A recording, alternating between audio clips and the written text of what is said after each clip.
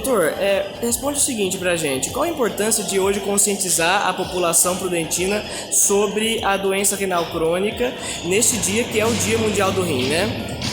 Essa atividade ela é realizada no mundo inteiro, né? Prudente já há vários anos vem realizando também, né? Doença renal crônica é uma doença grave, que potencialmente traz graves danos para a saúde e para a parte social e econômica da cidade em si, né?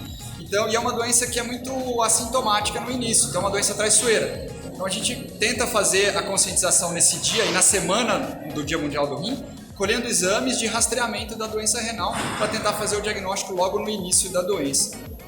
Perfeito. E doutor, quais são as dicas aí para evitar a doença renal crônica? Fala para o pessoal. A gente tem umas regras de ouro para evitar a doença renal em geral, né, e principalmente a doença renal crônica, né?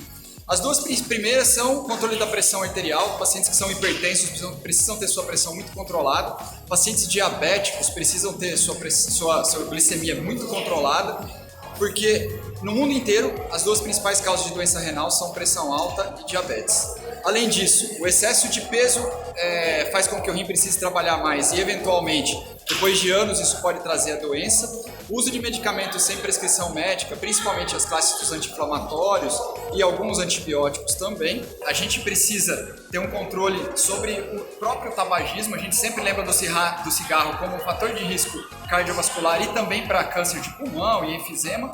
Mas o cigarro também causa lesão renal, então a cessação do tabagismo é importante, principalmente para aquele paciente que tem alguns dos fatores de risco, certo?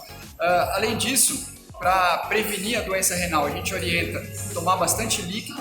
A regra é urinar pelo menos 2 litros por dia. Para isso a gente tem que tomar em torno de 2 litros de líquido, principalmente água e sucos naturais.